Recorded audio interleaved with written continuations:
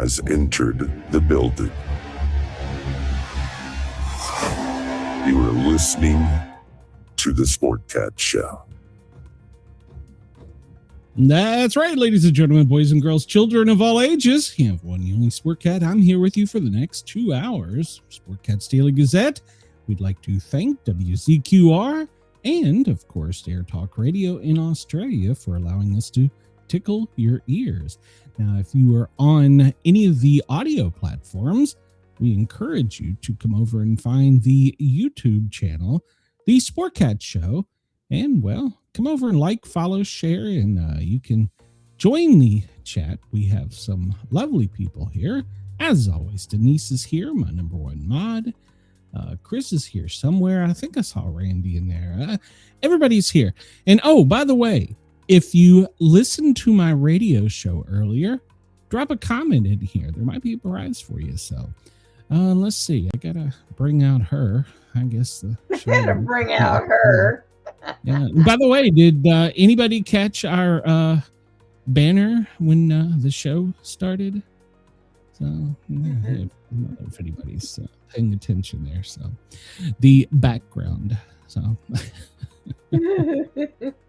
I wanted to hold on a minute. Let's see. You such an ass sometimes. What? I just, well, Brenda's obviously blind, but yeah, I mean, this is the sign outside of a daycare center in Minnesota that is a leering center. Not a learning center, a leering center. Number one sign that you have inbreds running your daycare. I like the way they have the Keebler Alf house up there in a tree. Yeah, notice the people were all, they didn't look like us. Oh, well. Let me push this button here real quick. The views, opinions, and satirical content expressed on Sportcat's Daily Gazette are those of the host, Glenn Sportcat Jackson, and do not reflect the views of any affiliated networks, sponsors, or platforms hosting the show. This show is intended for entertainment purposes only. Please note, satire and humor, all commentary, especially on news, sports, and entertainment, is presented in a satirical manner. Statements made on this show should not be taken as factual reporting or professional advice. Yeah, we're not scientists. So. Yeah. But I can spell learning. or professional. Now, professional, I don't know if I can spell, but so how are you, Brenda? You did a live show last night with a star. You're still glowing. So. Yeah, my most favorite person in the whole world, and we did like a little over a 3-hour show. How is he your most favorite person in the world? When I have followed Rehab for almost 25 years. Well, maybe you should finally kick the addiction. So. Oh shit. I want to remind everybody that starting January 13th, you will be able to find our evening entertainment news show on Channel 12 streaming TV network. Go download the app, buy the subscription, or pay for the subscription. It's $9.99 a month. You get a bunch of stuff with it.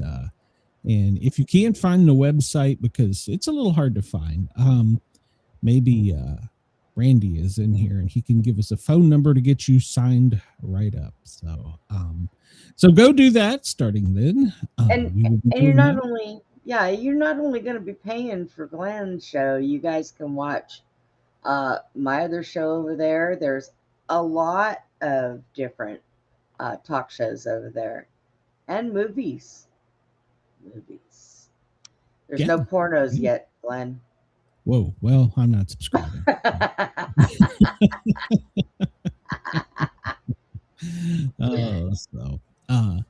He needs to let me do a show on his WROK station. That's what he needs to do. So, let's see. Where were we? What else is there going on? So I want to remind people of that. Remember, we are on holiday schedule. So we will be here today and tomorrow. And then we are off Thursday, Friday, and then Monday because of, well, the doctor's going to put me away thanks to Brenda. if I don't see her. So I'll have her put you and me in the same room. Hopefully there'll be a show Tuesday. So, but yeah, there's that. And so let's see what other announcements. I think that's it. The tiny terrorist has struck again. Mrs. Sportcat is now in bed with, and I told her she has whooping cough, but she doesn't believe me. She sounds like a damn seal, and she's got a fever of 102. So I'm staying locked in here away from all these people. So I would if I was you. Put your hand over your mouth and your nose when you walk out, and don't let anything touch you. Yeah. Chris has a suggestion for Randy. If there's an upload feature, we can fix that porno problem right now. Maybe that should be a special he allows you for an extra $2 a month to get. Oh my God. I don't want to give him any ideas. That has to be on its own subscription. Yeah, there's more than one disclaimer that goes with that. Right? Oh, Lord, have mercy. So we're in holiday mode here. We gotta push the right button. I'm tired mode, man. I'm doing this. Because you stay up all night doing these shows. And then at 8, I have to do another one. Welcome. Do what? I said, and then at 8 tonight, I have a show to do to pre-record for Channel 12. And then tomorrow night, I'm doing that all-nighter with them for New Year's Eve. So That's right. I forgot. Oh, yeah, I forgot to mention that. Randy apparently isn't very technical to run a station. I don't get it. I posted the link to his YouTube channel in yesterday's shows and it will also be in today's show.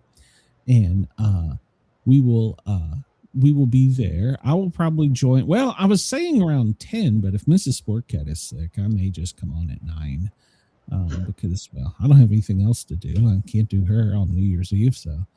Right. So yeah, I'm staying away. I don't want the vid. I don't want the whooping cough. I don't want none of that stuff. But yeah, so we'll be live on Channel 12 streaming New Year's Eve show. I've talked him into allowing us to get permission to view the possum drop from South Georgia. And in Mobile, Alabama, we will have the moon pie drop. I don't know what he has planned from there. Let's see. LQ Vid asked, do you think streaming on YouTube or Twitch is better for new people to tune in and get viewers? Probably YouTube. Yeah. Because my demographic probably doesn't understand Twitch. I do stream on Twitch, and I have a following on Twitch, but it's not as much. So I guess it would depend if you're going for a younger demographic, probably Twitch. But YouTube is the mainstream. If you're going to do it's more for the younger generation. Twitch does gaming. Yeah, Twitch. I mean, I do, like I said, I do stream there, but the demographic is different. So it depends on your age group, your market group. Most people don't really want news until they hit their 30s. And that is probably about the top end for Twitch, demographic wise. Plus, I have more female followers for some damn reason. And their YouTube is got a better algorithm for that. So it just depends on where you want to go. But hey, don't take advice from me because I'm not monetized on YouTube yet. I cannot get to that 1,000 subscriber mark no matter what I do. Oh, Jesus Christ. And I got a message from another well-known YouTuber yesterday that doesn't subscribe, by the way. I know who you are. That does a show similar to ours. Theirs is different. But he said, man, you might want to lighten up on some of your opinions on politicians. He said, they will zap your ass. And I said, well, as far as I know, I'm not telling anything that's not publicly known. And True. Not saying anything that people aren't thinking or just not afraid to say, or they don't have a microphone to say. So, and sometimes I get a little carried away, so, I mean, hell, if they come after me, I'll just name it the fucking Trump show, and then they'll love me. So, yeah. He's got his name on every other goddamn thing. So there you go. All right. Well, it's 2:12 on the East Coast. LA, you got to give your information to ICE. It is 11:12 a.m. Denver, lunchtime, 12:12. Chicago, 1:12. Chris, did you get your pizza in? And for our friends in Alaska, I got to hear somewhere, don't I? I thought I did. Maybe I'm blind. Yeah, 10:13 a.m. Good God. So I didn't bring that map up today. Why did it show up? Okay. In Perth, Australia, our good friends there, it is 3:13 in the morning. We are definitely the overnight show there. Thank you for listening to us and continuing to support us. In Sydney, Australia, 6:13 in the morning. It's almost time for your New Year's there. So good morning to all of them. And so did you don't listen to my show on a thin line rock station?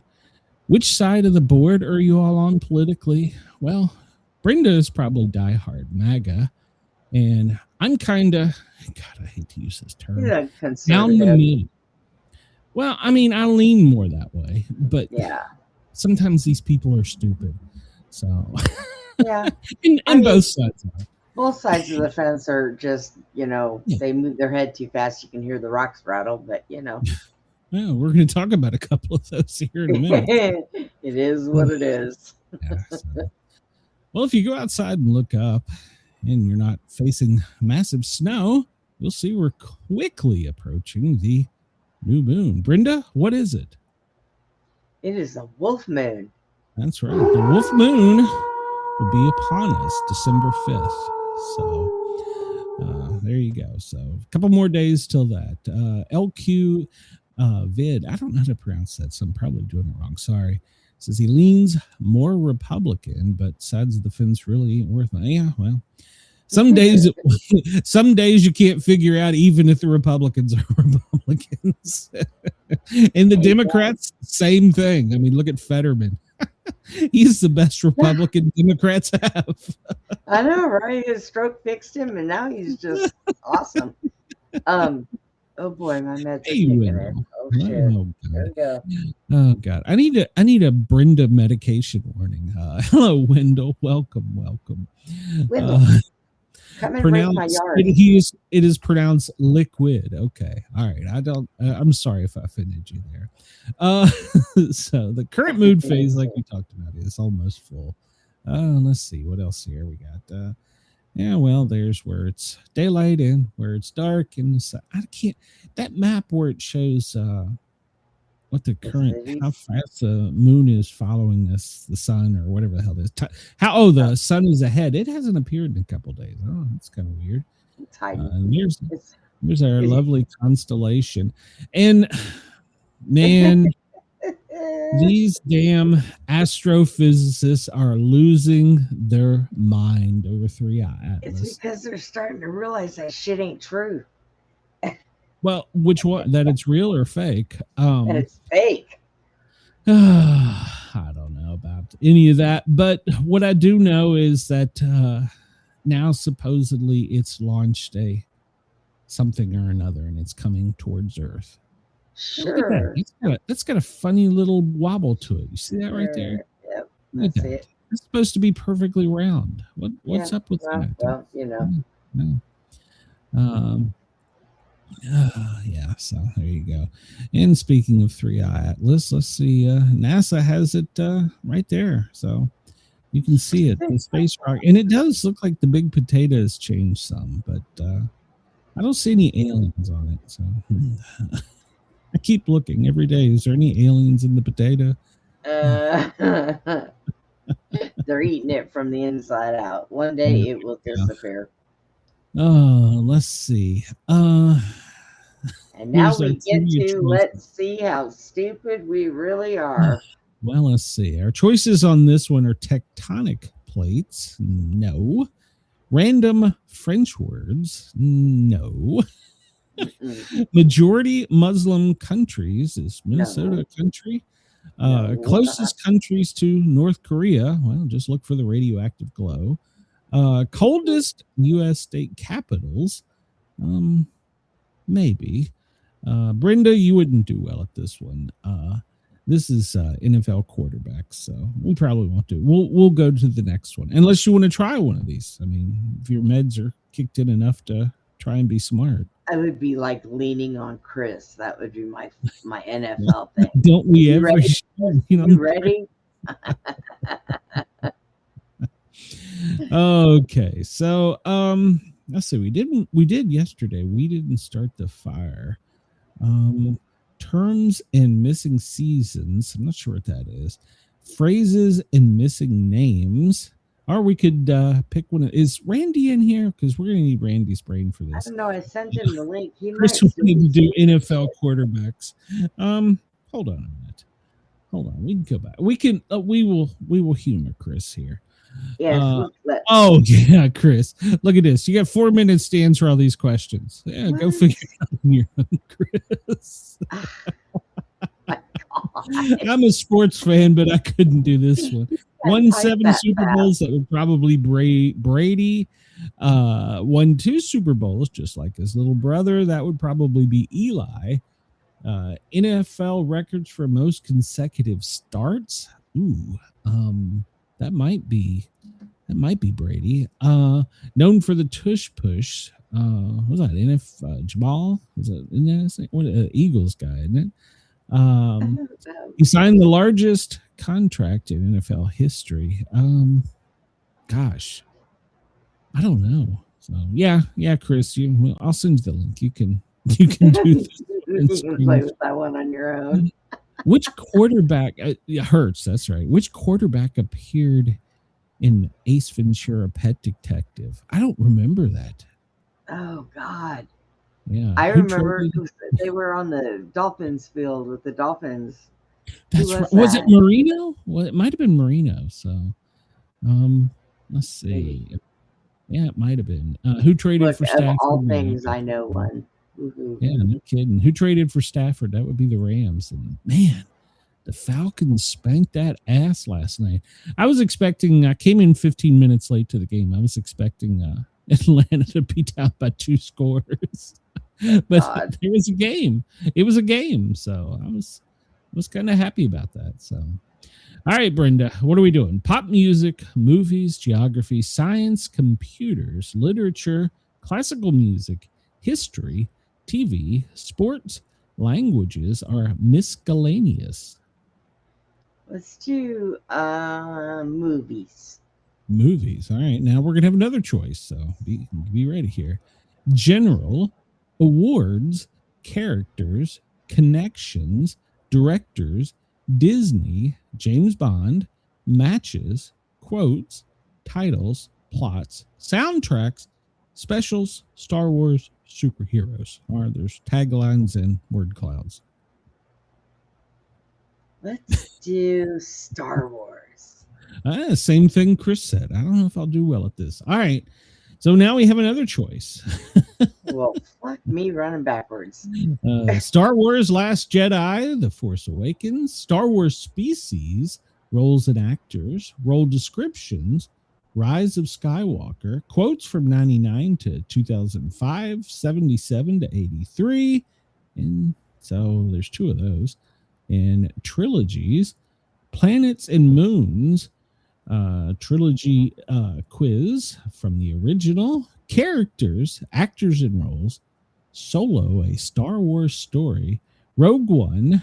Was that the cartoon one? I liked it. Photos of Star Wars. Let's do the quiz from the original one, because if you keep going, I'm gonna get lost and forget about that, because you lost me. Okay, my brain capacity doesn't. Original trilogy. There we go. All right. There you go. How well do you know the story of the original Star Wars saga trilogy that includes New Hope, The Empire Strikes Back, and Return of the Jedi? Here we go. There's not a time limit on this. So, all right.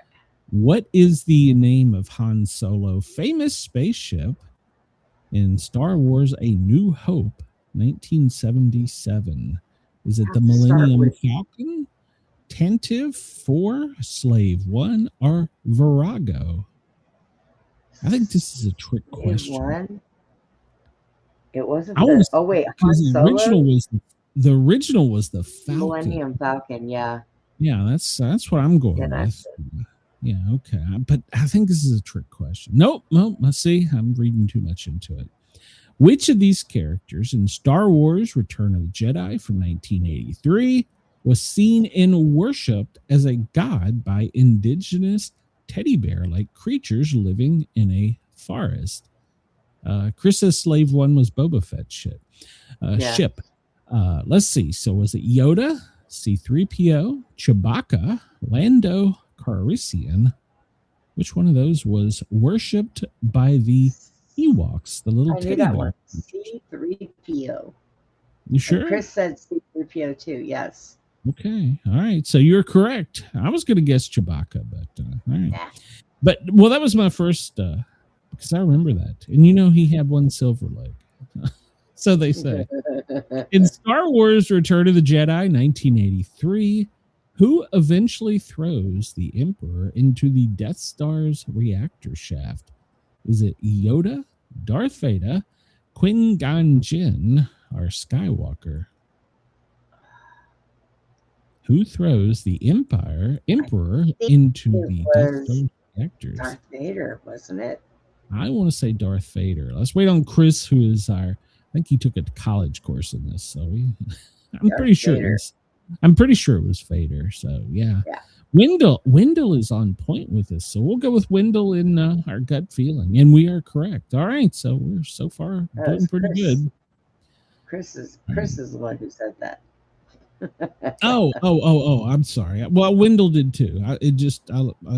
Chris is a Star Wars nerd. I like that. Yeah. All right. What is the name of the bounty hunter that delivered a frozen Han Solo to Jabba the Hutt? Star Wars: The Empire Strikes Back, and Return of the Jedi. So Mace Windu, Bib Fortuna, Boba Fett, or Greedo? I do believe it is Boba Fett. So, yeah, I agree with everybody in the chat, too. There we go. All right. We're doing good so far. In the original Star Wars saga trilogy from 77 to 83, what is besides white and silver, also a main color of R2-D2? Is it blue, yellow, red, or green? Blue. Yeah, I want to say blue because white was his base color, so he had blue trim. He was a nice little pretty robot, so there you go. At the beginning of each movie in the original Star Wars trilogy, what is the text color of the logo in the following crawl text, which describes the backstory and context of the films? Is it blue, green, red, or yellow? They're already ahead of us and they say blue. I don't know the answer. They were talking about the robot. Okay. So Chris says it was yellow. Was it yellow? Okay. I don't know. I have no clue. So we will go with yellow. And, Chris is, man, I'm going to fire you, Brenda. Bring Chris in. Shut up. Is the name of the Emperor. Chris, grow some boobs. Hurry up. What is the name of the Emperor of the Galactic Empire, mainly played by Ian McDiarmid in Star Wars: The Empire Strikes Back and Star Wars: The Return of the Jedi? Is it Darth Maul, Palpatine, Obi-Wan, or Anakin? The name of the Emperor of the Galactic Empire in Star Wars: The Empire Strikes Back and Return of the Jedi. I know it's not Darth Maul. Palpatine. So yeah, I think that is. Guy. Yeah, I think that is. Yeah, that guy. Man, Chris is on a roll here. What is Han Solo reply to Leia's "I love you" right before he is frozen in carbonite in Star Wars: The Empire Strikes Back? Take care. Find me, I know, and me too. What is his reply to Princess Leia when she says, "I love you" right before he is frozen? Take care, I know, find me, or me too. It's either I know or find me, but I would say I know. Yeah. Yeah, I want to say I know. Chris said I know too. Does he say that? Okay, because I see Wendell said it. So, and Wendell appears to be a nerd as well. He was an arrogant ass. I thought he said find me, but okay.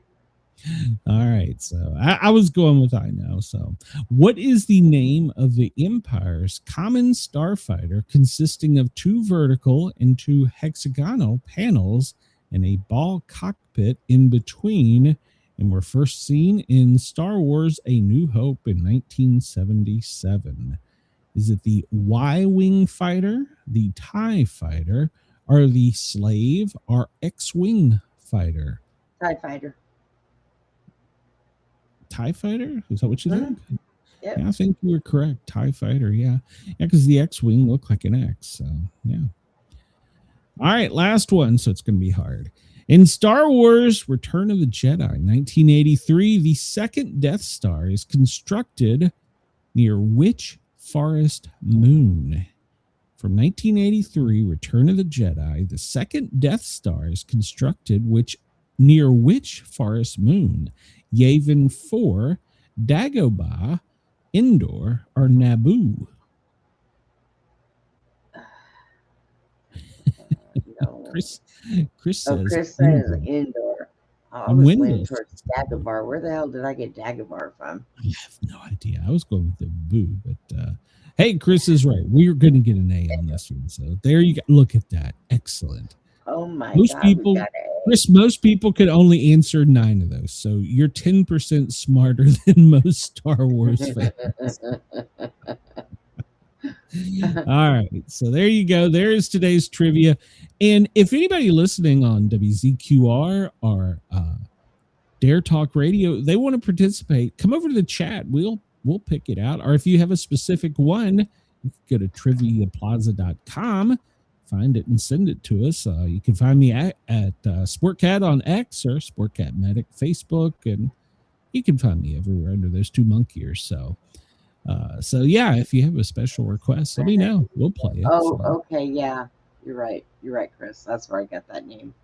Yes. See, I went to every Star Wars one that came out because my grandma loved C-3PO. Well, she didn't, because she used to call him a little bastard. But when she did that one, she loved him.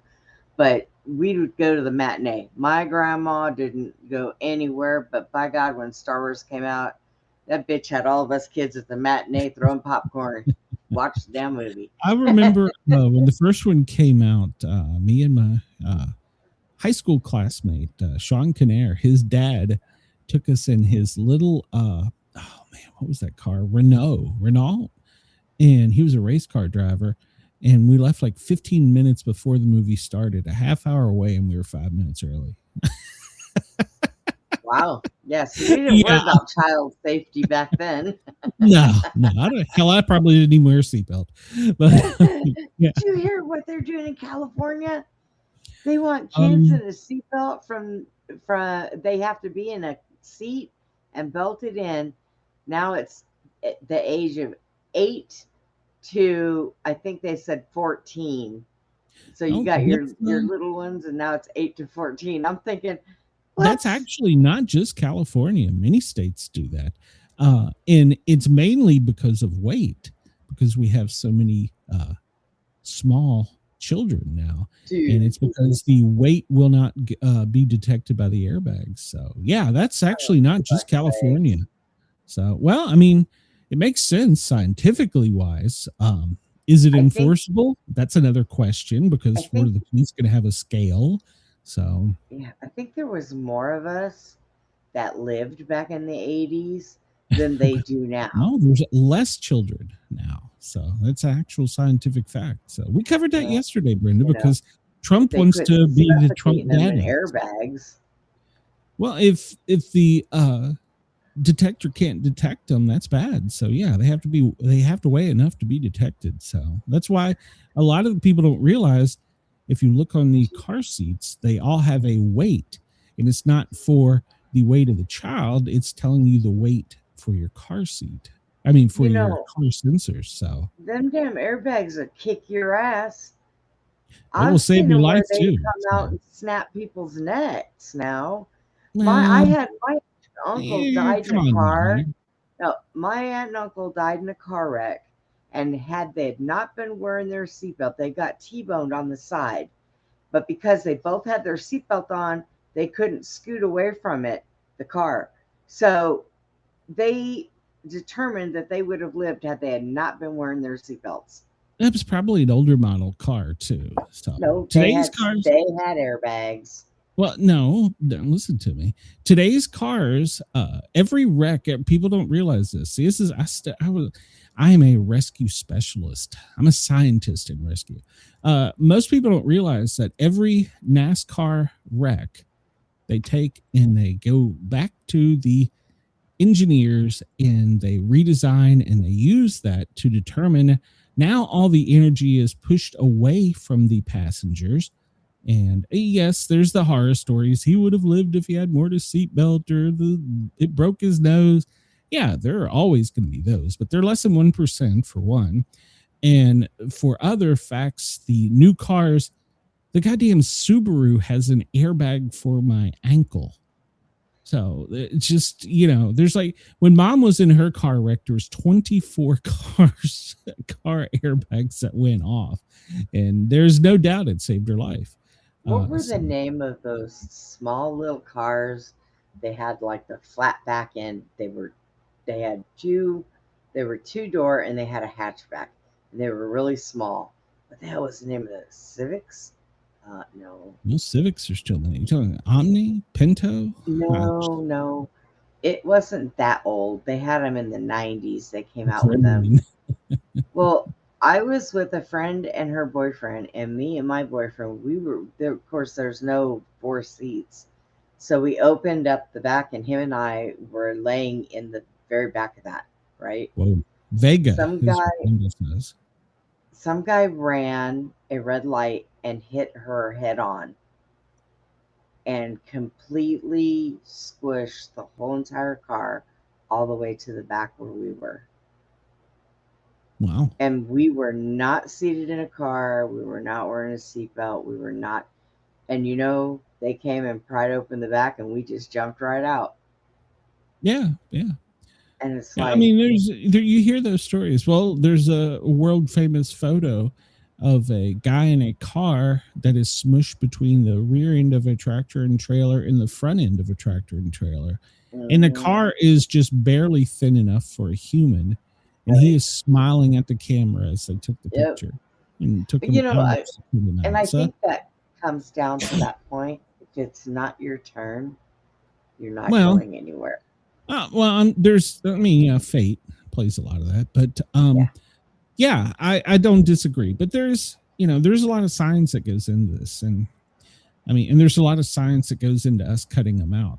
That was one of my favorite jobs in the fire department. Besides for busting up shit when I was fighting a fire, but cutting up cars, and there's an art to cutting up a car. I had my arm broke because somebody who was on my team didn't follow safety protocol. Yeah. That was right before I got attacked. So I was still recovering from that. Catch up in the chat here. Wendell said he had the hat and whip from Indiana Jones. Ooh, Wendell's got a whip, Brenda. And Denise says that her sister had broken ribs from an airbag and was bruised, but without them, she would have went through the windshield. Exactly. Broken necks is not so common, but broken noses and arms are really, really common. And that's also because you have your body too close to the airbags. You're supposed to be a certain distance away. And a lot of people, you see the people riding with their head beside the B post, which is the door jamb on the driver or passenger side. That's too far back. And you see others riding right up on it like this. And both of those are wrong. So, well, here's the problem. My little 5-foot ass had to sit close to the steering wheel because I couldn't reach anything. I actually had to have my airbags were disconnected on the driver's side because they told me special needs and everything. No, they told me as far as I had to sit to the steering wheel, had that airbag went off, it would have probably crushed my chest.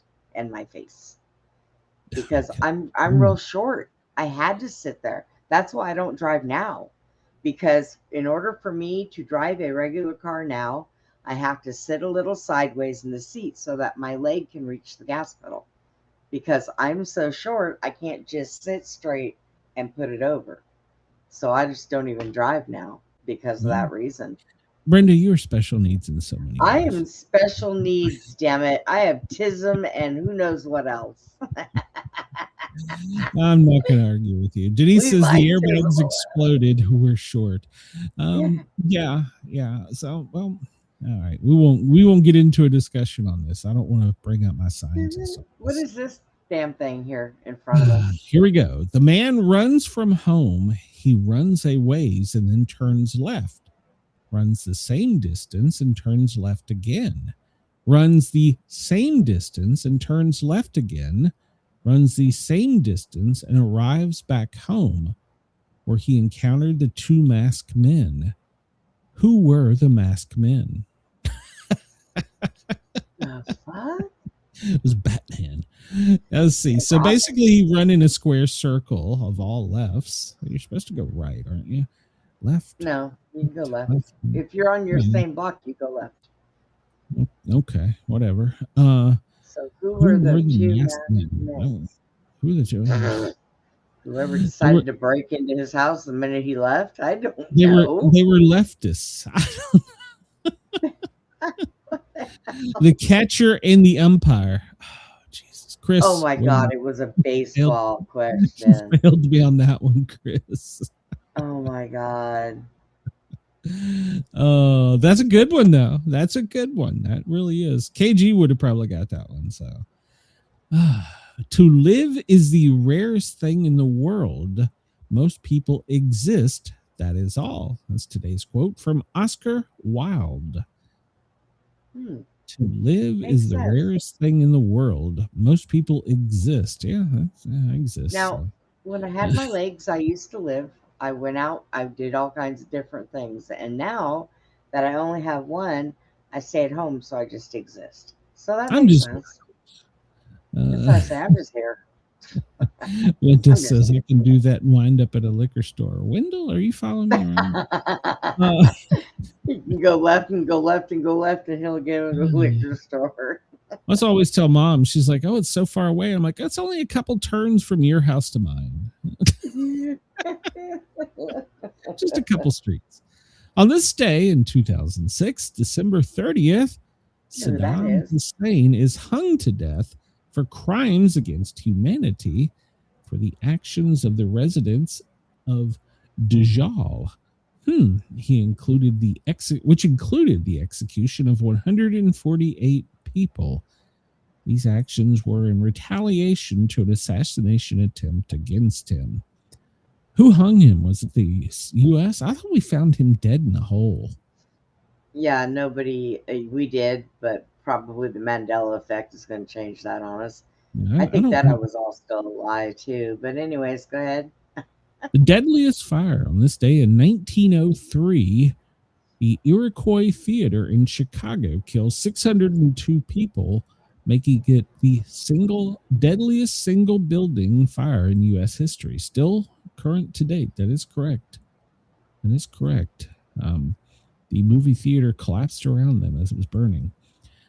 On this day in 1969, the Inter-American Foundation is established for the U.S. Congress, funding community-led social and economic development in Latin America and the Caribbean.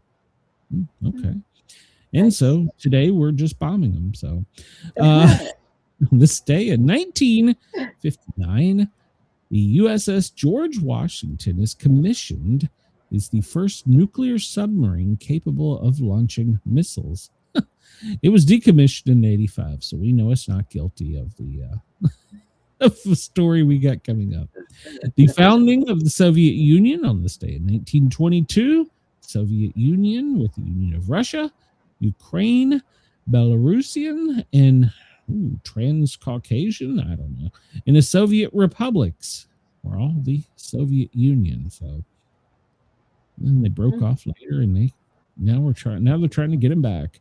We're making a left turn. We're making another left turn. Commission chaired, the president of the National League issues a report crediting Abner Doubleday with the invention of baseball.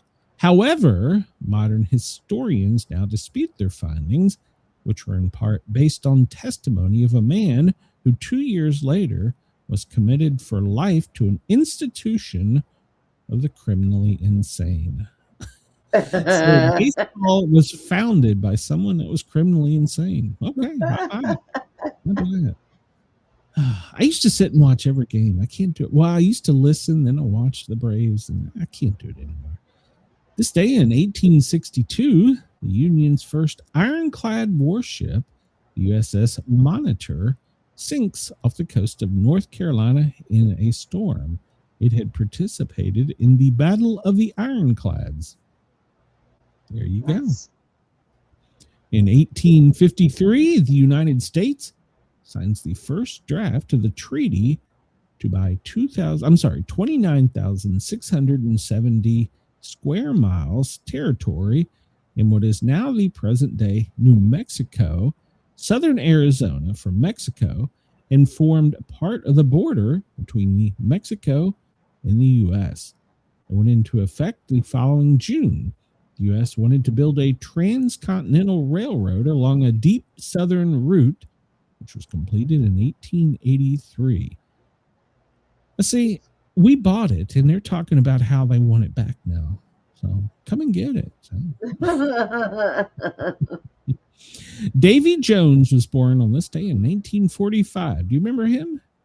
Yes, for the monkeys. Stuck in my head. Hey, we're the monkey. Yeah.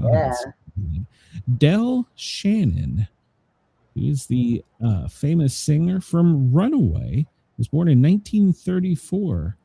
He started taking anti-Prozacs to help him deal with the stress of upcoming concerts and trying to finish an album. He committed suicide 15 days after he did that. Oh, my goodness. Born in 1934. Bo Diddley. Here's a trivia question, and I saw this earlier, and it's apparently controversial. What is Bo Diddley's real name? Who knows? Yeah, well, Bo Diddley was born in 1928 as Ellis Othea Bates. Oh, I would have been Rock and Roll Hall of Fame and blues singer, and he played a role in the transition from blues to rock. Who do you love? Yes, yeah, Bo Diddley. Pretty Thing, yeah. You can't judge a book by its cover. He had quite a few. He was very good. Hikita Tojo, the Japanese prime minister from 41 to 44 during World War II, became prime minister of Japan. He called for the attack on Pearl Harbor. After the war, he and 6 others were hung as criminals. So, during his incarceration, he received a new set of dentures made by American dentists with the phrase, "Remember Pearl Harbor," secretly inscribed on them in Morse code. Oh my God. Wow, that's some retaliation when your dentist gets even. Tiger Woods was born in this day in 1975. I believe everybody knows who Tiger Woods is. Good for him. Ben Johnson, a Canadian track athlete, was born in this day in 61. Tracy Ullman, remember her? She had her own show in which the Simpsons made their debut. Was born this day in 1959. Michael Burns was born this day in 1947. And he was the actor in TV's Wagon Train. Don't remember that one. Michael Nesmith was born this day in 1942. Do you remember him? He was a singer and producer and actor. He played Mike. He was the guitar player Mike of the Monkees. So 2 Monkees had birthdays today. Okay. Sandy Koufax was born this day in 1935. A American baseball player and sportscaster. Jack Lord, you should remember him, Brenda. He was born in 1920. Oh, yeah, sure. I remember that. Yep, Hawaii 5-0. And then Stony Burke in the film Dr. No. According to William Shatner, in 1966, Lord was offered the role of Captain James T. Kirk on Star Trek, but Lord asked for 50% ownership of the show, so the role was given to Shatner. Man, can you imagine if they had agreed to that? His estate would still be receiving money. So, right. Wow. And I don't know if Shatner would have been famous because that was his breakout. Brett Parks, an American EMC, host of Miss America and the TV game show Country Fair. I don't remember him. He was born this day in 1914. He was badly burned when a stunt backfired. The stunt involved lighting a long fake firecracker with a fuse that the contestant's blindfolded wife was supposed to stamp out to simulate the explosion. A mixture of flour and sawdust was dumped on the contestant's head, but the simulated explosion turned into a real one. Oh, God. When the mixture was ignited by the match flame. Wow. Yeah, that's back when there was no rules, apparently. It's yeah. Get him down. That's right. Michael's mother invented whiteout. What? Wendell, put that alcohol down. Nesmith? Oh, yeah, it does say that. Yeah, okay. Good catch, man. Good catch. Jeanette Nolan, an actress from the Virginian, was born this day in 1911. Simon Guggenheim was born in 1867. He was an American philanthropist. His wife created the John Simon Guggenheim Foundation in memory of their son. Rudyard Kipling, born this day in 1865, author, poet. He wrote the Jungle Book. There you go. We don't do deaths here, so we don't do deaths. Let's see. Anything else happened historically? We don't care about that. We talked about that. In 1924, astronomer Edwin Hubble formally announces the existence of other galaxies. Well, shocker. Shocker.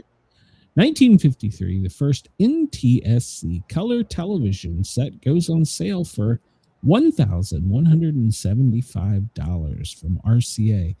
Wow. That's a lot of money for 1953. You had to be rich to have a TV. 1960, Frank Sinatra records My Way for the first time. It's based on the song Come Da by Paul Anka. God. Chris says if someone does that Burt Park stunt today, a line of lawyers is waiting outside. Yes. 1939, Donald Bramman scores 267 for South Australia against Victoria, a world record first-class double century. I'm just going to agree because I have no idea. So I don't know. All right. Let's see what else we got there. We talked about that. We talked about that fire. That was a horrible fire. So, yeah, it started on the curtain and went to the ceiling, and it just started collapsing around them. And people initially thought that, it was part of the show, and then they discovered, no, it's not. So, who executed Saddam Hussein? I don't remember that. I guess it was the government of Iraq, because that wouldn't seem like something we would do. It was supposed to have been us, wasn't it? I don't know. There's pictures. It looks like American soldiers there. Maybe it was us. Hell, I don't know. Huge. We've done stupider things. So, crimes against humanity by the Iraqi High Tribunal. So I guess it was his own government did it. So, all right. There we go. Our government can go after him for that too. So, because of that gas that he set off, and his people died. Yep. Today, Brenda, it's National Bacon Day. I love sausage more, but I love bacon. It's National Resolution Planning Day. So make sure to plan your resolution today. It's Falling Needles Family Fest Day. That's actually got some fire backing to it because all the dry needles from Christmas tree. So I start fires. So Festival of Enormous Changes at the Last Minute. How many people are guilty of that? Rizal Day, Sodium Bicarbonate Day. There you go. Let's see what else. There's not much today. Bacon. I was going to dedicate this show to our Muslim listeners and tell them it was their day, but I figured it better not to. Oh, for shit's sakes. They'll put a fatwa, is that what they call it? A kuntwa? I don't know. Don't say that while I have water in my mouth, please. I'll put something in your mouth. Don't worry about that. Let's see. So today is the 364th day of 2025. Interesting. Yeah, 79 days until spring. So, trivia question: how long has New Year's Eve been celebrated? I don't know the answer to that. Let's see. The end of the year and beginning of the next has been celebrated since ancient times, though obviously not on the same date. It is believed the Dutch settlers brought the December 31st celebration to America, but the Native Americans had already paved the way long before these settlers arrived. The Iroquois marked the end of the old year and the start of a new one by gathering up clothes, furnishings, and household utensils, along with uneaten corn and other grains, and tossing them into a great bonfire. Why would you toss your household utensils and clothes into a bonfire? That seems like a bad idea. New Year's Eve is originally for new beginnings. So you throw all your old shit out and burn it. Probably got pagan backings too. So, word of the day: heliophobia. What does that mean, Brenda? Heliophobia. All right. So you're afraid of something. What is helio? You're afraid of heels. Well, I'm You're afraid of balloons. You're afraid of helicopters. Balloons. The fear of sun and sunshine. So are vampires heliophobics, Brenda? Yeah, I would think so. There you go. All right. Let's see. What's on the weird almanac? The 10th day of winter. It seems like much longer. 10th day of winter? It's going to get much colder, folks. And there's snow. Next month it's going to snow. Oh, it's going to snow in the deep south. Well, even though they keep saying Atlanta's going to get snow, we're not going to get snow. Today's quote from Patti Smith: "You're not a rock and roll person 4 hours a day, or even when you're on stage. It's become the rhythm of your whole life." Okay. There we go. Whatever that means. There we go. Well, there's my mixer. Let's see. What else do we got down here? Let's talk about some news. You know, I originally thought there wasn't going to be much news, and then, well, it turns out I was wrong.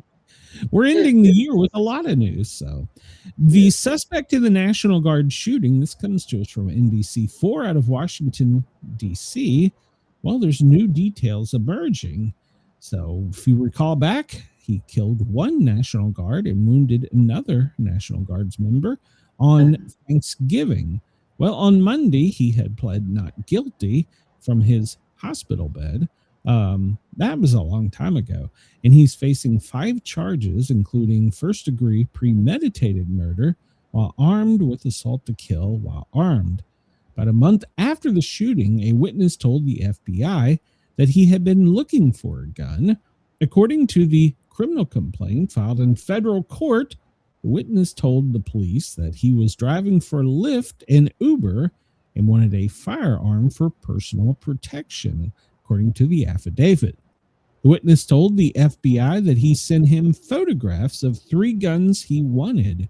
One was a Draco AK-47 style pistol, but the document shows that the witness gave him a .357 revolver. Now, this is key, that had been stolen from a home in Seattle in May of 2023. So Said when he got the gun from this guy, he said only 5 rounds. Apparently the guy had not been employed for several months prior to going on the shooting spree. So he is still recovering from being shot and entered the courtroom in a wheelchair. He appeared to be wincing in pain and never opened his eyes. Poor guy. According to the interpreter, he was in pain, so he's still pleading not guilty. Yeah, well, there's plenty of pictures of you doing it there, dickhead. So I don't hope you rot in jail. I hope you have a very painful, slow death. So Texas, Brenda, this comes to us from the U.S. Express. A 21-year-old has been charged with aiding ISIS after handing over bomb-making materials. John Michael Garza Jr., 21, has been charged with attempting to provide materials to support foreign terrorist organizations after he allegedly bought bomb-making materials to meet with someone he believed was part of ISIS. Well, guess what? He was an undercover FBI agent. So he bought those things, and then he met with the undercover FBI agent with all the materials to make the boom stuff. And, well, then shortly thereafterwards, he was arrested. So good. But here's my thing. How many do we not have? And it was not undercover FBI. It was undercover NYPD. So they have a huge anti-terrorism unit that is worldwide, actually. Actually, I think they got kicked out of Europe. I'm not sure, but yeah, they have a huge anti-terrorism. I do believe they got kicked out of Europe, but yeah, they're almost as big as anti-terrorism as Homeland is, believe that or not. So this comes to us from the Defense Post. Yesterday we talked about this. China had completely surrounded Taiwan. Well, apparently on day 2 of their military drills, they are launching live rounds as an effort to intimidate people wanting to come to Taiwan's aid. They're saying just training. We're just training. Yeah, it's just a test. They're taunting. Well, President Trump was quoted recently saying he was not concerned about the drills. So apparently he brushed aside the possibility of XI, whatever, invading Taiwan. He said, I don't believe he's going to do that. I think they might just be flexing. Hopefully. Don't invade there. All right, Brenda, this story's for you. Oh, God. Remember this picture? One where she shows up putting in her application to run for state senate. I do. Yeah, well, you can see her face, but they made her take off the Habib, whatever it's called. The sole Republican candidate is running for North Carolina's 22nd state senate district. It's turning several heads after the Nakib-style face veil in her candidate photo. And previously, she had voted for nothing but Democrats, despite her new GOP candidacy. Lakeisha Mashonda Rudy Austin is the lone Republican candidate running for a spot in North Carolina's 22nd District Senate, facing 2 Democrat challengers for the position. She's a Durham, North Carolina voter since 2008. Based on public findings, she has voted Democrat basically her entire life. So, but now she is suddenly, well, but here's the deal. There's no other Republican running. So she told the Daily Caller that regarding her newfound Republican candidacy, she said, when I was a child, I thought as a child, but as I matured, I'm converted as a Republican in order to form a more perfect union. She claims she only voted Democrat 1 year. So, yeah. All right. Her slogan, whatever you call it, her theme for her candidacy, transforming the masses. Yeah. Transforming the masses. I bet. That's her candidacy photo. You can't see her picture there, but she's transforming the masses. I think I need to move to North Carolina so I can go and run. man. I've actually thought about doing a run here for something, but they probably listen to this show and go, no way, no way. Yeah, Chris says I smell her pants burning.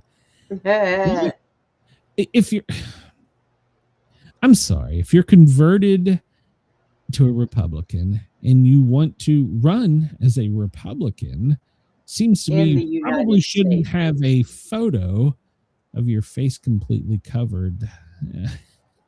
In the United States.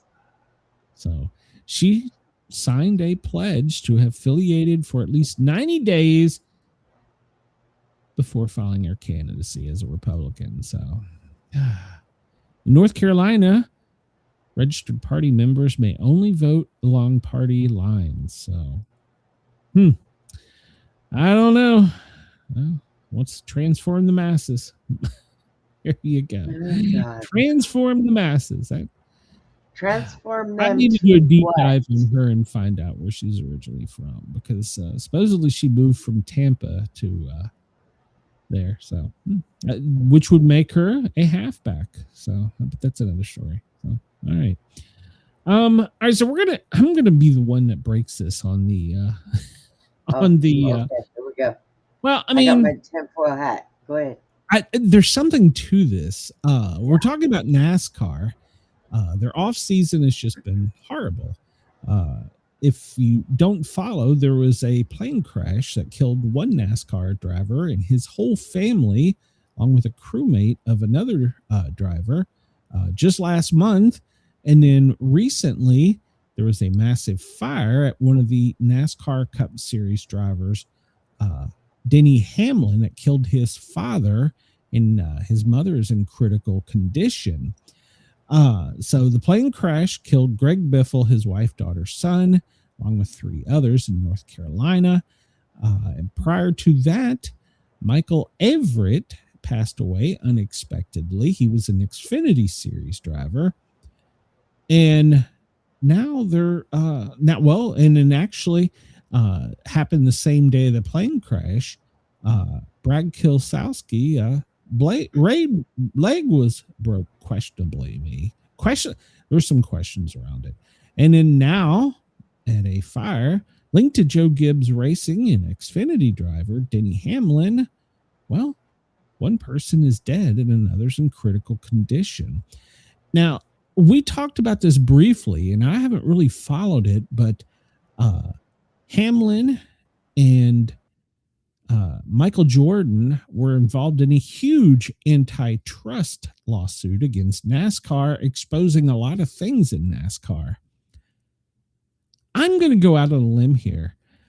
There's too many coincidences, and I don't necessarily always believe in coincidences, but you have a whole family's death. Another one's parents burned almost to death. One did. And another one that has questionable injuries with a broken leg.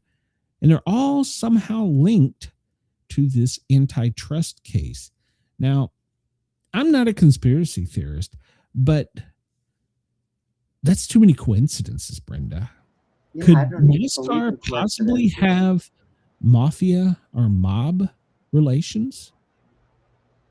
I mean, I don't know. I'm asking. But there's too many coincidences with people all tied to this antitrust case, which was settled by NASCAR. So is Michael Jordan next? Is Joe Gibbs next? What's going on here? Is this the parents burned to death? Is that a warning sign to others?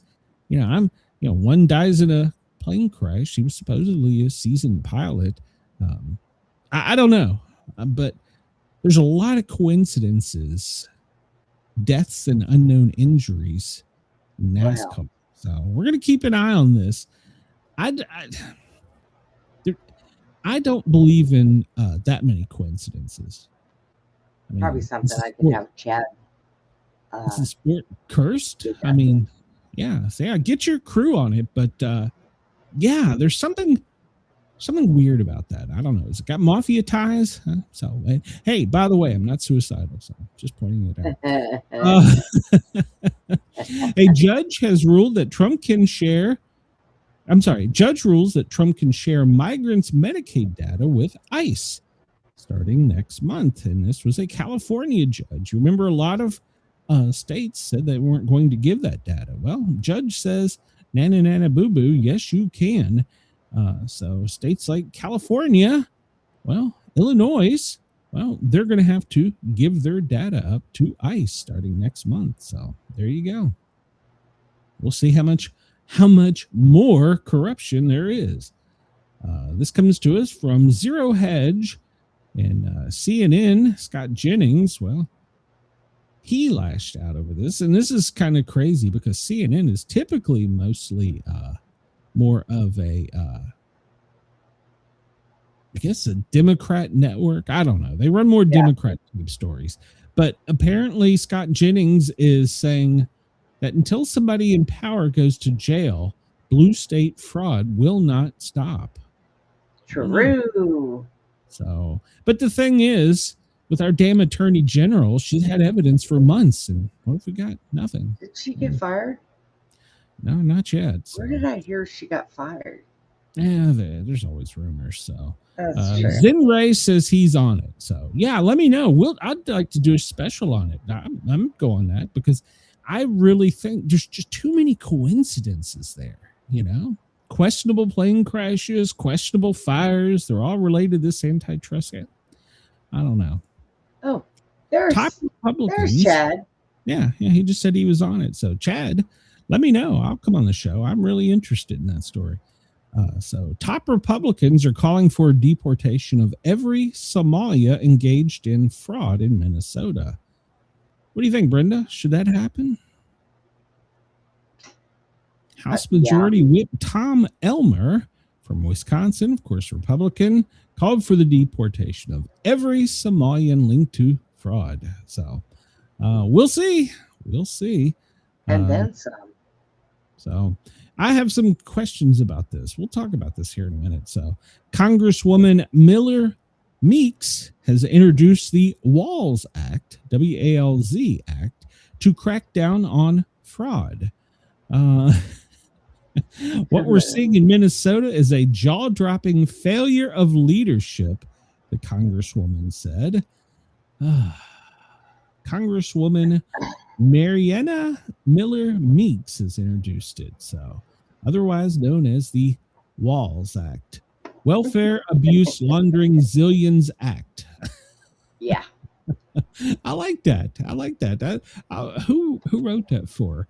Welfare Abuse and Laundering Zillions Act, the WALZ Act. So there we go. So it's been introduced, and she says it's named WALZ for a reason, because the level of negligence can never be repeated anywhere else in the United States. Now, here was a conspiracy theory I heard about. Chris, you're right. God. And they're saying that Kamala had listed him as vice president because they knew they were going to win, and she knew that he had access to all these billions that could be funneled from the Somalians to her in her foundation. I don't know. That's a rabbit hole. And apparently JD Vance is on that rabbit hole, so we'll see. A group of legislators are now calling, of course, they're all GOP, for Walz to resign. Minnesota State Senator Bill Leisky, Nathan Weisenberg, Marge Fogelman, Drew Roach, Mike Weiner, and they are all local state officials, are calling for him to resign. So we'll see. He's in the hot seat. He's still saying he did nothing wrong. So now, meanwhile, our attorney general detailed 4 cases. Woohoo! We got 4 cases. But 98 arrests and conviction of over 60 people, the majority of which were of Somalian descent. So, of course, Minnesota is in the spotlight because they've been accused of widespread fraud to infiltrate their publicly funded programs, such as SNAP, Medicaid, and millions of taxpayers' dollars for other things. So they started investigating suddenly after a YouTuber. They're on it. I'm sorry, I don't have a lot of faith in her here lately. So she talks a good talk. So now this story does concern me. This story comes to us from Newsmax, so it's a somewhat reliable thing, but it's also been revealed by the Department of Homeland. They are going to do a new enforcement surge in Minnesota, and they're going to start searching for people believed to be responsible for defrauding the state and the government, which is good. But now they are going to go door to door. This stems from the daycare fraud, the healthcare fraud, and, well, other suspected sites. They're not going to stop until they find every single one of them that have been rampant in the fraud plaguing Minnesota. Now, they're going to go door to door. I have a problem with this. This is a slippery slope, Brenda. We're at a turning point here. I do not agree with what they've done. Chris says, "We know your time is limited when Marge is on your ass." Exactly. This is a slippery slope. I don't disagree. We need to do something. We need to get them out, but there needs to be warrants. There needs to be a process. If we start going as a country door to door and saying, "Where are your papers?" we're getting on a real slippery slope here. I mean, I'm on board for getting the people out. I'm on board. They've crossed the border. They've come into the country illegally. They need to leave. But door to door asking, "Where are your papers?" That's a slippery slope. And let's just say a couple of years down the road, Democrats are in charge. We've allowed this to happen under Republican watch. And God knows they always do what the other side does, as the Republicans do the same. What's to stop them from saying, "Oh, well, you spoke out against Democrats. We're coming in your house. We're checking you out." This is a real slippery slope. I think we might be going a bit far. If we have warrants and we know, John Smith is in that house and we've got surveillance, we know he's there. Yeah, go and get him. Do it. But just showing up on your door and saying, "Where are your papers?" I don't mind if you're going down the street and they have probable cause. Yeah, I'm good with that. I mean, it's questionable in some cases, obviously, but door to door, that's a real slippery slope. I'm not sure I want to be on that one. So, but hey, Democrats are working to stop ICE nationwide with legislation to prevent ICE from working with police nationwide. This comes to us from the Washington Examiner. Democrats are trying to cut ties between local police and ICE as record number of cities and states have stepped up to help the federal police track down the illegal immigrants in their communities. So apparently they want to form legislation that will outlaw local police from working with ICE. Once again, a slippery slope. Yeah. I don't agree with this either. So, I don't agree with that either. But then, we get these people that they just love to use the N-word, calling people that. And I think that incites violence. Well, what do we have here? A male suspect is facing a slew of charges after he allegedly impeded and pointed a gun at federal immigration officers in Minnesota. The disturbing incident unfolded Monday in West St. Paul, which is a sanctuary jurisdiction of Dakota County.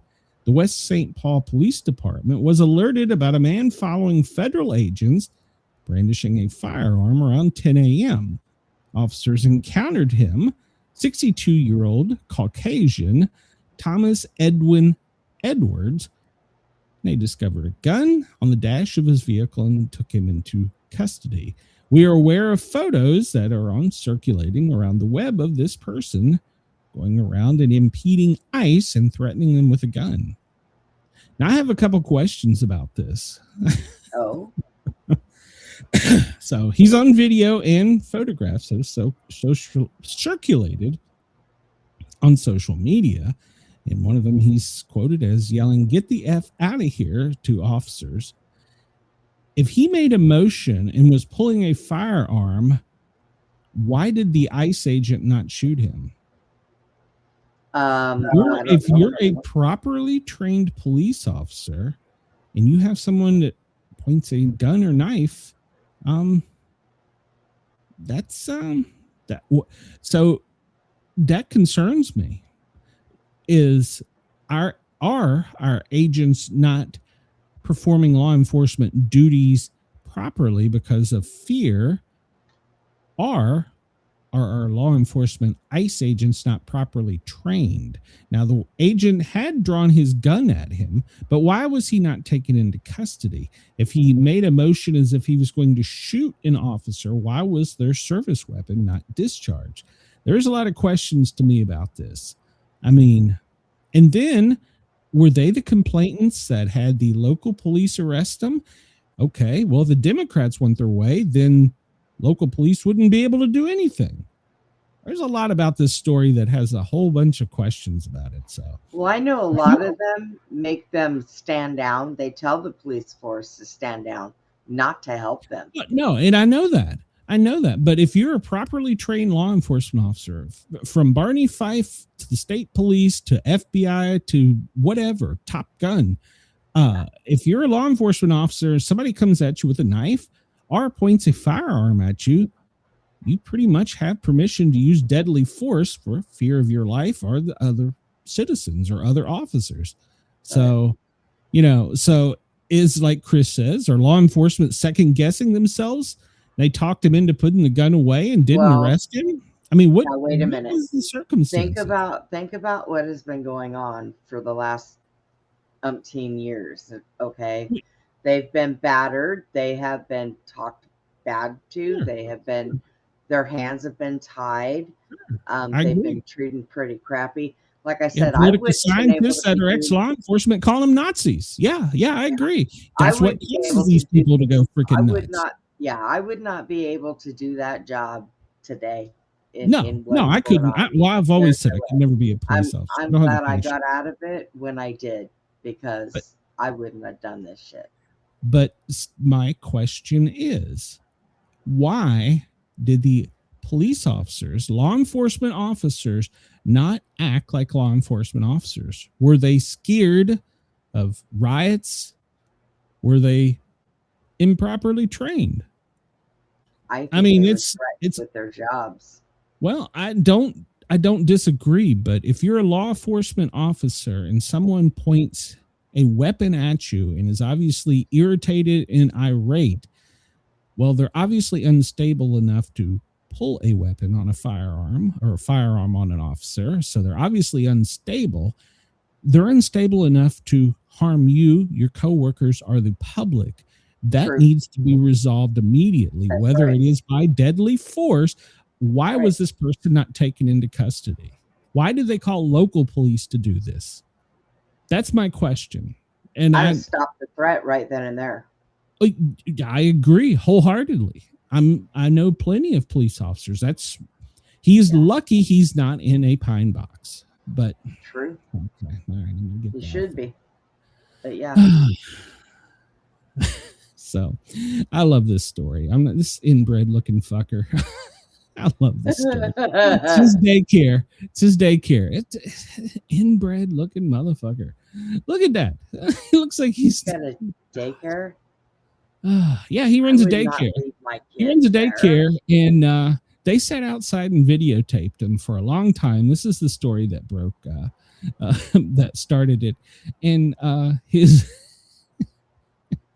daycare center, which only up until here recently had children showing up, is spelled Quality Learning Center, Learing, Learing. Yep.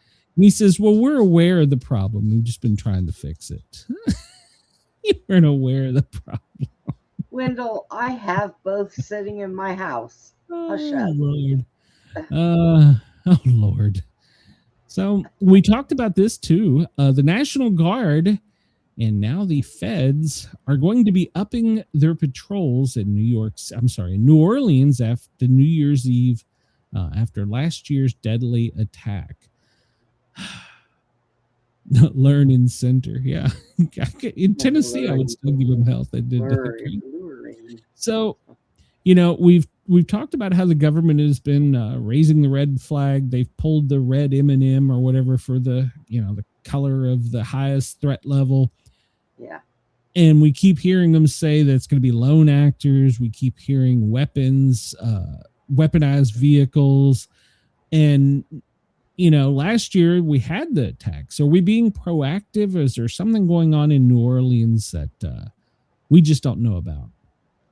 But apparently there's going to be a heavy military and federal protection in there. And, of course, Washington, Memphis, Tennessee as well.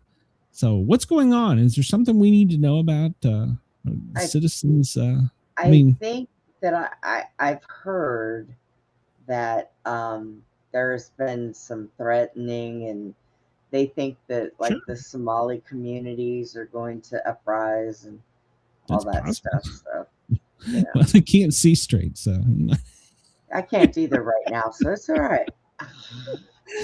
You might stand a chance that fucker's coming at you with a gun. Which eye is he looking at you? Is he looking at somebody over there? What? I'm glad I'm left eye dominant, so my right one don't work for shit.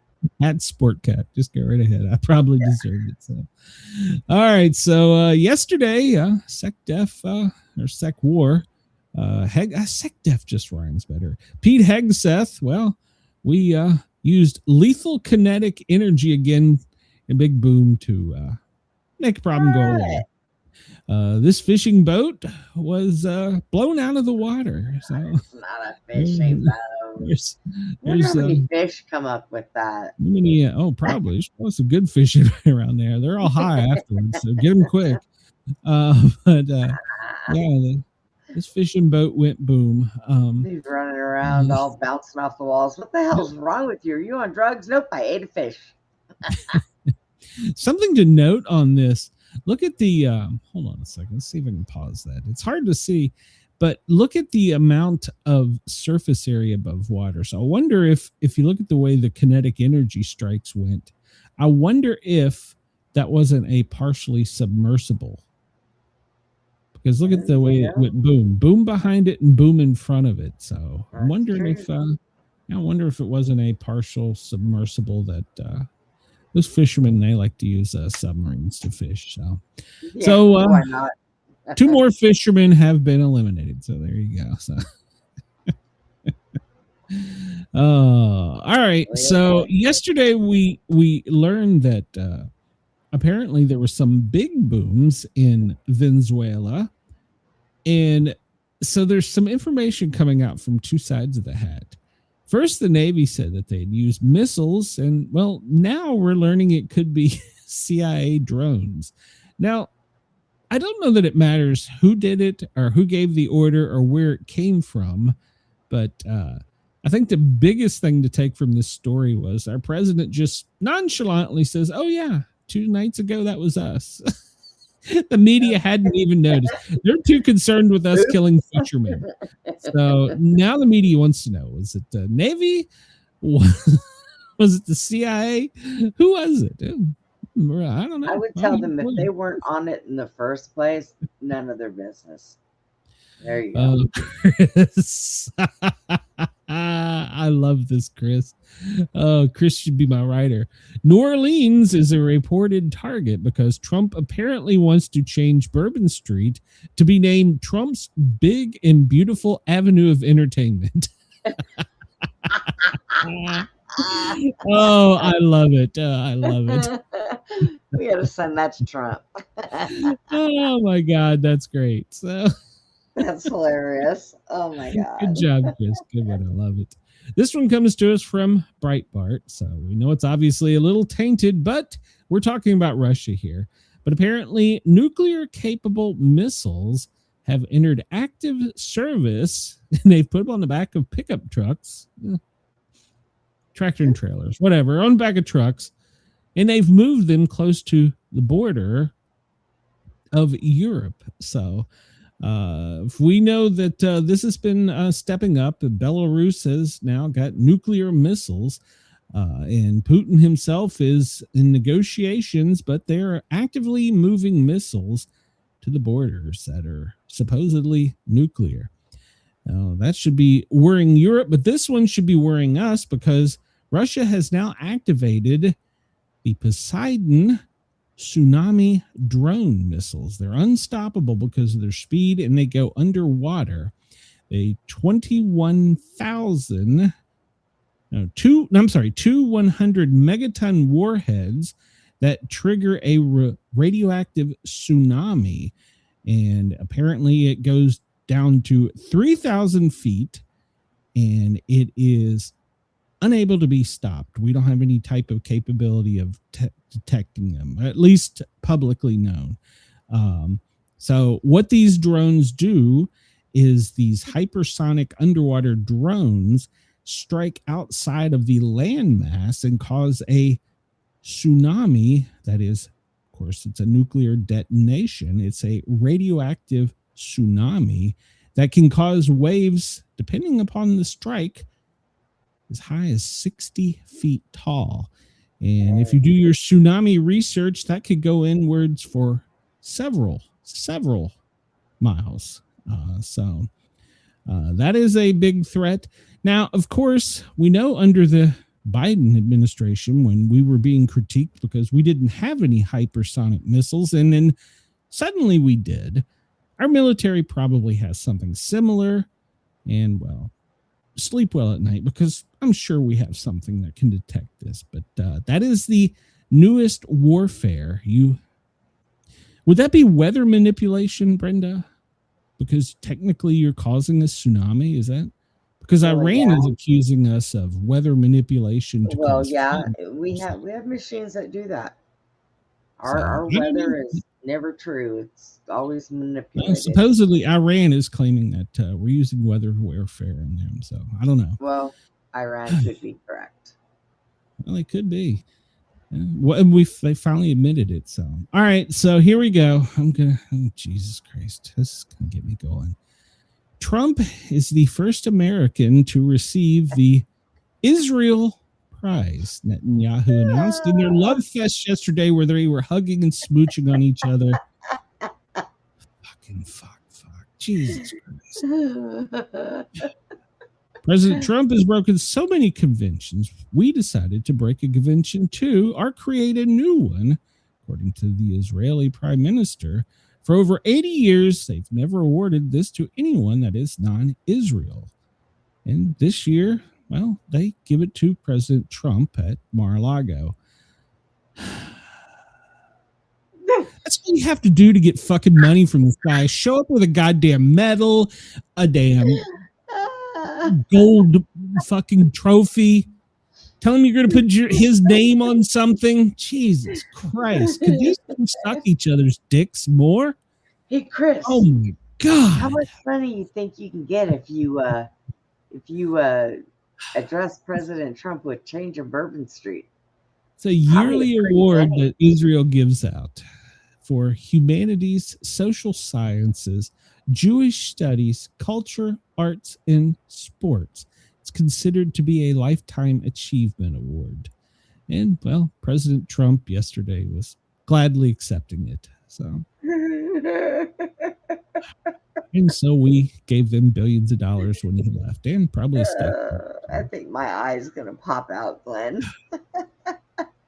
That's all right. That's all right, because President Trump has now said that he's probably going to issue a pardon for Benjamin Netanyahu. It's on its way. Ironically, it's on its way after he got this nice little shiny medal. Maybe. I just can't. You show up and you give him something nice and shiny or put his name on something and you're going to get money or you're going to get something. Jesus Christ. And this love affair that we apparently have, because they are saying that there's no better ally, no better friend than President Trump to Israel. Make America great. America first. These are the things you fucking run on. You didn't run on, I'm going to suck your dick and get a nice shiny medal and give you millions of dollars and weapons. Jesus Christ, get the fuck over it. Sorry, it makes me angry. Where is our money? Make America great. That was your slogan. That's what you ran on. America first. Now, you know what I don't understand? Wait a minute. So here's what I don't understand. He's pardoning drug dealers. He's pardoning Netanyahu. You give him a goddamn shiny medal. You get something. For fuck's sake, man. I'm tired of this. Okay. And don't at me. I voted for this fucker every time. Well, I didn't vote for him in primaries. Hang on. Let me say this. Hold your I know you're gonna suck his dick. No. So we came up with this whole tariff thing to get all this money so that America could be richer. But why is he giving the money to everybody else? Yep, we're giving it all away. Yeah, and let's be honest. When we got these tariffs, didn't our shit go up? Didn't prices go up? Yes, they did. So who really paid for the tariffs? If we get the money back, it's just our money we spent in buying this shit. I don't know. A lot of our shit here in Texas went down. Gas, some food. But that's all American. There's no tariffs on that. But things that there was tariffs on, the price went up. And people still bought it. And so really, it's still our fucking money. Right. That's true. Jesus, I'll probably get kicked off the radio with that, but it makes me angry. Why do you give him something shiny? You put his name on something and, oh, you're a god. We're going to give you weapons and millions of dollars. Oh, don't worry about the South. They don't need anything. Oh, don't worry about this. Don't make America great. That is what you ran on. America first. That is what you ran. Tell me, name one time that Israel has done something for America. Give me one. Quick. Somebody in the chat. Somebody at me. Don't look at me. And I remember they have sent special search teams, like when the hotel collapsed in Miami, because they're experts at things like that. Name one thing Israel. What country has given America money? Yeah. Name one, please. Name one. They don't. When, as a hardworking American, did someone come and say, here, this is for you, instead of asking for a fucking handout? When? One time, please name it. Somebody, please at me, message me, sportcat@protonmail.com. Someone tell me, when did what has Israel done for us that has deserved the trillions of dollars that we have given them? Now, I agree that they shouldn't be threatened by their neighbor, but hey, then again, they also imprisoned those fuckers and they couldn't go anywhere, so they were kind of, an agitator in this. So help me out here. Somebody, please, one time. I got nothing for you. Yeah. I got nothing for you. Yeah, give him a shiny medal. Oh, yeah, you can have all, military. Give it to you. Oh, boy. Damn, I hope J.D. Vance is better. Jesus Christ, I hope J.D. Vance I don't think so, but okay. Well, hell, what's he going to put his name on? The J.D. Vance Kennedy Center? Jesus Christ. Erica Kirk's baby. Hey, I'm in for that one. Okay. I'm in. Tag me. I'll give it a shot. Be the best 2 minutes of her life. All right. So apparently, remember yesterday we talked about this. Iran has declared war on America. Well, now Trump has threatened to, quote, knock the hell out of Iran if they build weapons. Now, remember, this is because he had his little meeting with his little Benny guy. Him and Benny were there hugging and cuddling and said, don't you do anything to Israel. I'll knock the shit out of you. So they threaten Israel, they threaten us, and yeah. And let me ask you this. Is Israel in NATO? I don't think that. No, they're not. But maybe they're not. No, they're not. So where is NATO in helping them? What other NATO countries help them? None. Us. That should tell you something. We're the only ones. That should tell you something. Yeah, right there. There's your sign. No other NATO country has come to them. And, but yet Zelensky goes around to his handout to everyone. I want money. I know. Get out of here, Zelensky. No, hey, all he's got to do is show up with a shiny gold trophy and say, "It's sure." Don't say that. He'll try it next time. Shit, he probably will. Well, Iran has now declared Canadian Navy a terrorist organization. All right. Escalating tension is growing between those two countries. Now, that's a NATO country. And Iran has now said that, the Canadians are terrorists. So the terrorists are calling Canadians terrorists. I love it. Apparently, under terrorist law, that they violated his. So anyhow, so now Canadians are terrorists according to Iran. And well, there you go. Damn it, Canada. Damn Canadian. I didn't even know the Canadian Navy is big enough to be called a terrorist organization. I didn't think that they even had one, but okay. No, they do. They have one. They have an Air Force. I know they do. They have all that stuff, but now the Canadian Navy is terrorists, and Iran is now saying they're terrorists, and they're able to go after Canadians. Remember all those guns they took from you? Hope you don't need them. I know, right? Whoops, there it is.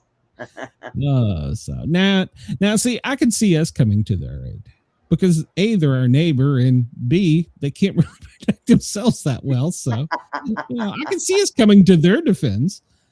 They're kind of hooked to us a little bit, Well, so Iran is now saying, Mohammed Pajabakavasan has now said to Trump that, we don't give a shit. They've issued a stern warning that went out that said that there is no better ally, and this is basically what they expected from the Trump administration, and that basically they're not scared of him, so they're shaking their stick. So, but supposedly they're also claiming they are not doing any uranium enrichment. So, but Netanyahu says no, he has a Polaroid of it, so probably will blow him up. So. Oh boy. Chris says Canadian fishermen is only part-time. They're full-time walleye fishermen. That could be true. All right. So citizens journalists are now descending upon Ohio, and they are finding first signs of potentially massive Somali fraud. Well, there we go. Nick Shirley effect has begun, and now there's another one. The muckraker, which is Anthony Rubin, is in Columbus, Ohio, and it's the second largest Somali community in the U.S., and they're starting to suddenly show fraud there in Ohio, and guess where? Daycares. Of course. But I'm sure Cash will come out in 48 hours and go, oh, yeah, we're aware of those YouTube posts. We've been investigating them, so yeah, how about that? All right, this will be another one that gets me pissed off. So a sunken Russian ship, we talked about this before, and supposedly it was Ukrainians that used drones. Well, now we're discovering that the ship carried nuclear submarine reactors, which were destined for North Korea, and that it was a torpedo that sunk the ship. Now, this is coming to us. This is Zero Hedge, but they're breaking the story from Spain. But the sinking has been suspicious because, they say that it was nothing more than empty cargo initially. And now we're finding out that it was not empty cargo, that it was actually nuclear reactors built for submarines, and that their destination was apparently North Korea, so that they could launch their nuclear submarine program. And supposedly it wasn't a drone that has done it now, according to new revelations. Spanish news is reporting that it was not only carrying not empty containers, it was carrying that, and it was a torpedo. Now let's talk about this for just a second. How many countries? Well, first off, where does a torpedo come from? It's usually a submarine, right? Yep.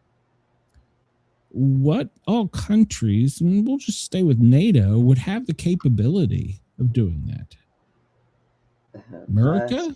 China. France. That's China's not good. going to shoot a Russian ship. No, yeah, you're right. So what countries would have possibly have the capability, first off, and what country would possibly North have Korea. the reason to do it? North Korea doesn't have nuclear powered subs yet. So I don't know if they have the submarines yet. So well, God only knows. We get lied to. But why would have everything? Who knows? Well, yeah, but why would they sink a Russia? That's their ally. So it's obviously someone that is not with North Korea or really not a friend of Russia. Russia's calling it a terrorist attack, and they say they did rescue 14 of the 16 crew members. But yeah, it was sunk by torpedo. We didn't. So who gave the order? We didn't give any of that to Ukraine, did we? No, we wouldn't. Well, Netanyahu may have a submarine. Well, oh, okay. You can have one. Go right ahead. Maybe it was. Take the crew too. We'll pay for them. But I mean, really. Now Chris makes a valid point. Could it be a false flag? Yeah, possibly. Probably. Could be. But this thing sank a while back. It's not like it's breaking news that happened yesterday. We're talking about something that happened almost a year ago. Oh, so, well, yeah. So, yeah, it's something breached the starboard side and something the size of a 500 millimeter warhead torpedo. So, Russia, China, NATO countries are the only ones that are capable of that type of well, here, let's play this game. Warfare. So let's play this game. Maybe it was one of the planes that was off the radar when 9/11 happened, and it was a plane that hit it, just like the Pentagon. So if it was a false flag, why would it not come to light way before now? First off, so false flag, maybe not. Did we hear about this a year ago? Yeah, we heard about it sinking, and at the time, Ukraine said it was a drone, and we just spent like, oh, okay, yeah, we probably gave him that.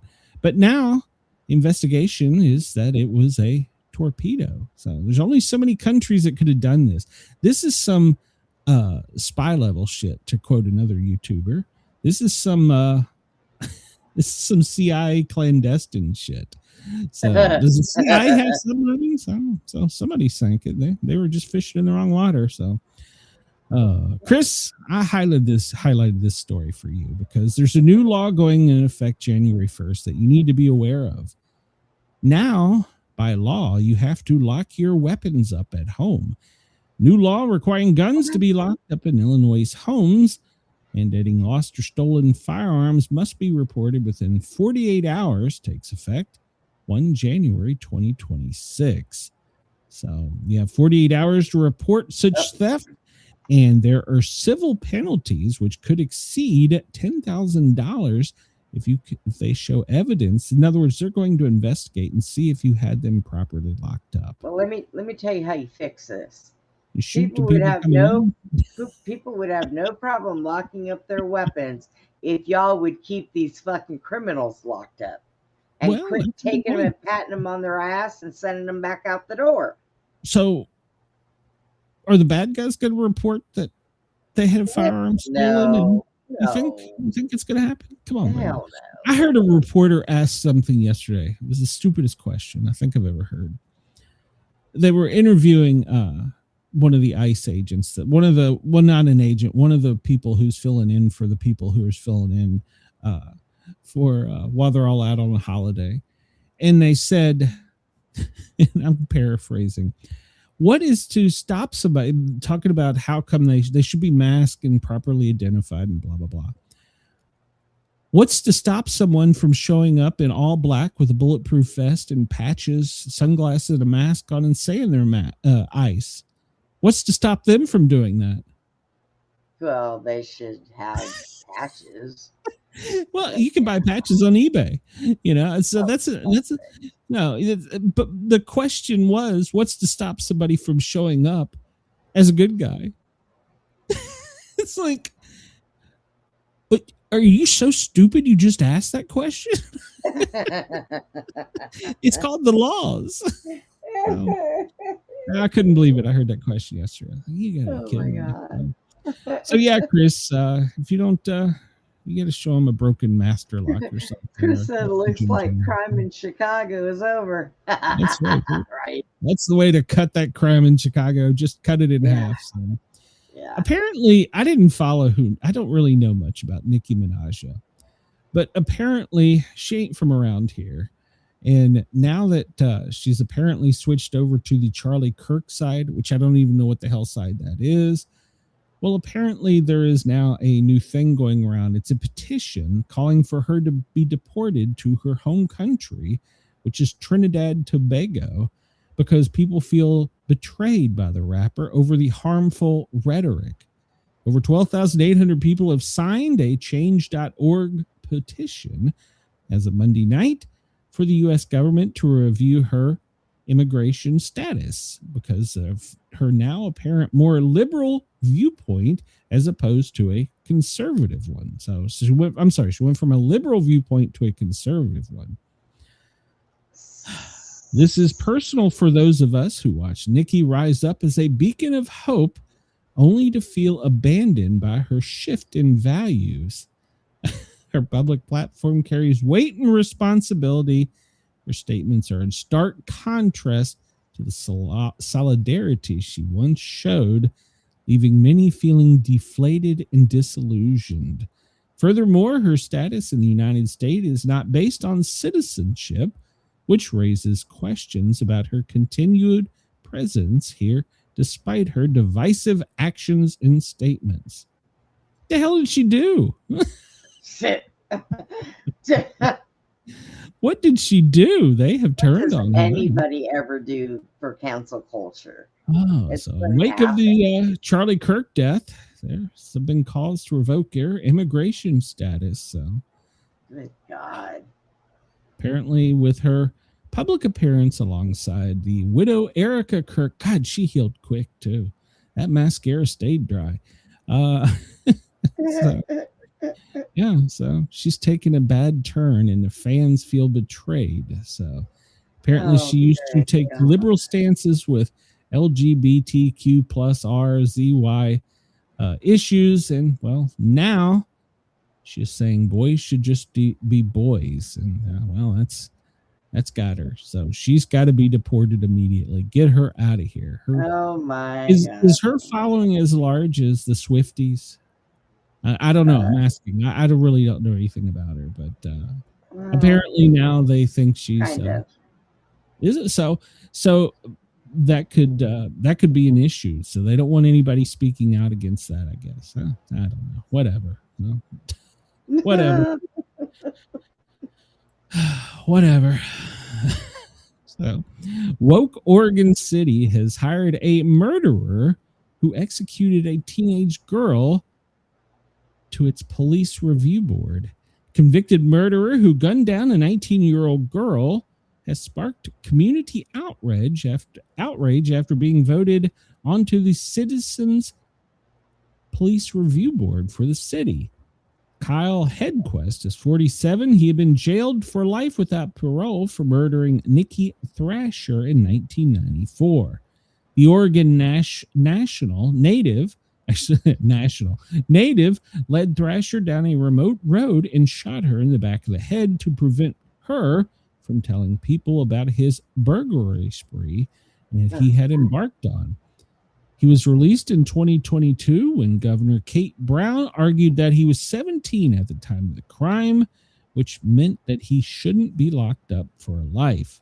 Well, now the Salem City Council has appointed him as one of the 4 or 5 to vote on police issues. Oh boy. And the circus begins. So there, you did it. You know how to use a gun, so you're obviously a good guy. We'll put you church. Convicted murderer. You know what? Yeah. What? He was. What 17. has happened in our country? Yes. Yeah. If you got life. He needs to serve life. He I killed agree. somebody. The girl's still serving life. She's dead. So, but you know. So now he's going to be on the Citizens Review over police. I want off this timeline. It is what has happened to our country? What has happened? Know.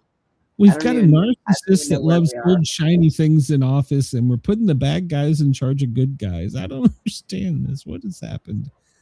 Brenda, this is down in your neighborhood. Dozens are fleeing as deputies raid a cockfighting ring.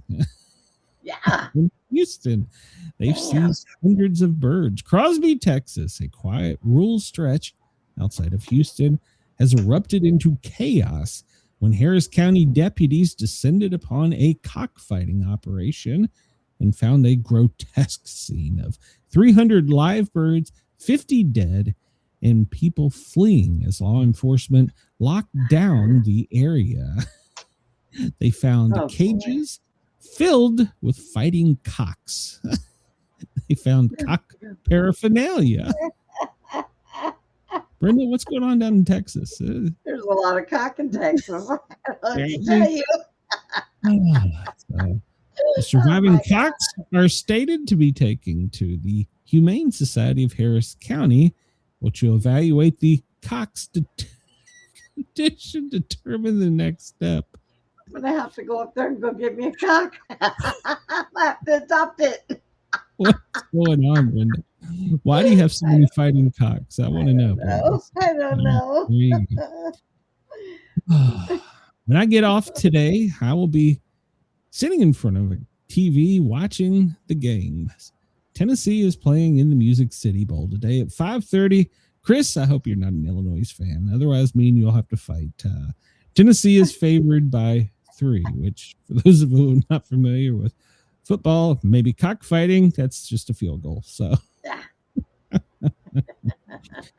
I've never heard of the Illinois Fighting Illini until this game. So, but apparently the Illini and the Vols are going to meet up on the gridiron today. So in the Music City Bowl in Nashville, Tennessee, the Nissan Stadium. So Tennessee's got several players on both sides that have opted out for the NFL training camp. So we'll see. And Illinois got some linebackers that apparently are sitting out as well. So we'll see.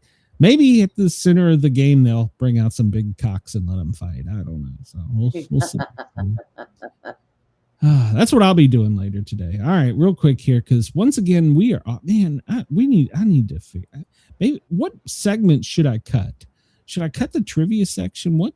Because should I cut the news down? Because I feel like we're not giving much time to maybe cut down a little bit of the on this day.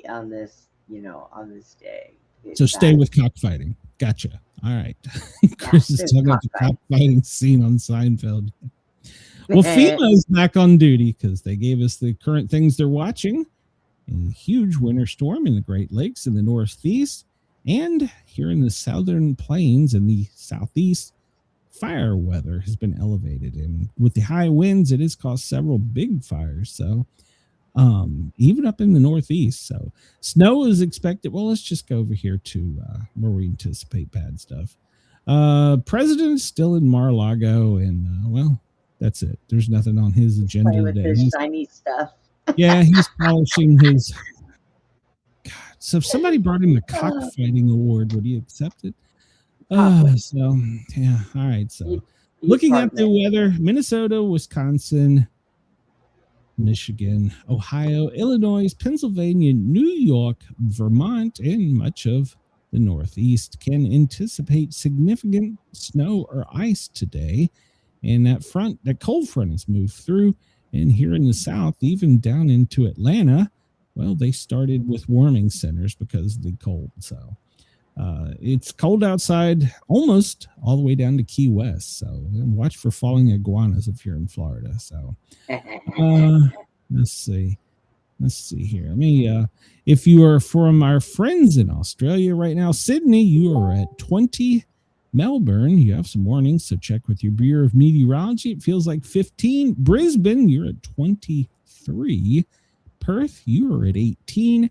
Adelaide, you're at 15. Hobart, 12. Canberra, you're at 19, and it's a scorching 27 in Darwin. So check with your Bureau of Meteorology because there's some warnings in New South Wales, Victoria, Queensland, Western and Southern Australia, as well as Tasmania, and the Northern Territory. So check with your Bureau of Meteorology.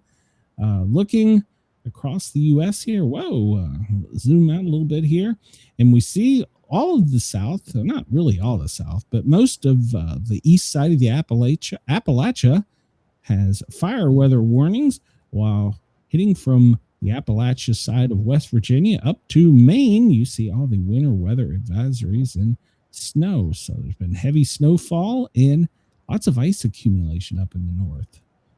There's no significant electrical activity. We'll zoom over because we're running close on time. Let's see, what is the air quality in the U.S.? Well, looks like right now most of the U.S. has got pretty decent air quality, except for up in the up in the Sierra Nevadas into Washington and Oregon.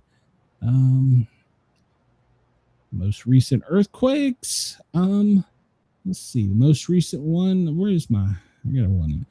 4.2 in Syria, and Northern Alaska 3.4.